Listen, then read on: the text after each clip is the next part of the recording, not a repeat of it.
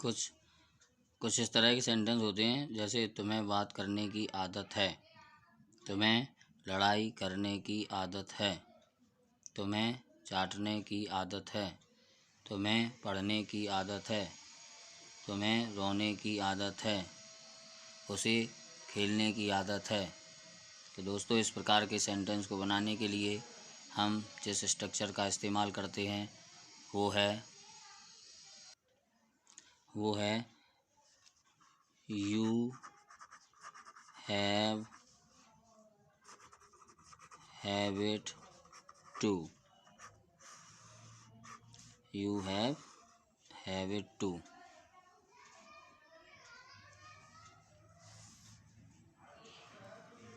You have it to. इसका अर्थ होता है तुम्हें कुछ भी कार्य करने की आदत है। तो इसका स्ट्रक्चर हो जाएगा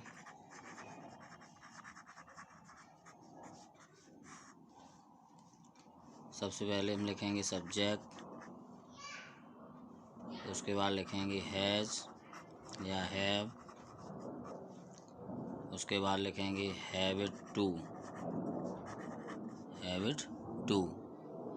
और हैव इट टू के बाद आएगा वर्ब की फर्स्ट फॉर्म, उसके बाद आएगा ऑब्जेक्ट। ये हो गया आपका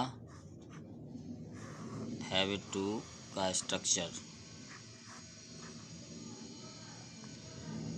इसमें ये जो हैज़ है ये सिंगुलर सब्जेक्ट के साथ आएगा और ये हैव है जो प्लूरल के साथ आएगा। यहाँ पर ये जो यू हैव इट टू लिखा है, यहाँ पे ये सब्जेक्ट यू चेंज हो सकता है, जैसे कि ही, सी, दे, आई। तो सिंगुलर जैसे ही, सी या नेम हो किसी का, एक व्यक्ति हो, तो उसके साथ यहाँ हैज़ लगाएंगे। और प्लूरल होगा जैसे यू, दे, आई, तो उसके साथ हम हैव का यूज करेंगे। इसका एग्जांपल देखते हैं। तुम्हें बात करने की आदत है। इसके लिए इंग्लिश बनेगी you have it to. You have it to talk. You have it to talk. क्या होता है कि ये यू सब्जेक्ट है, ये प्लूरल है, तो इसके साथ हैव लगा दिया। ये इसका एग्जांपल है। कुछ और सेंटेंस देखते हैं। उसे खेलने की आदत है। तो इसकी इंग्लिश होगी he has have it to play. एक और एग्जांपल, तुम्हें पढ़ने की आदत है। इसकी इंग्लिश होगी you have it to study. Next देखते हैं। तुम्हें शक करने की आदत है।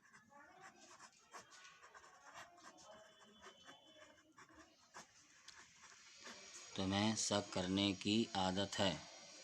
इसकी इंग्लिश हो जाएगी you have it to doubt. You have it to doubt.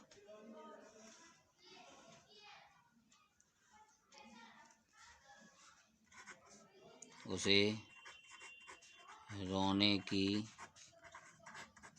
आदत है।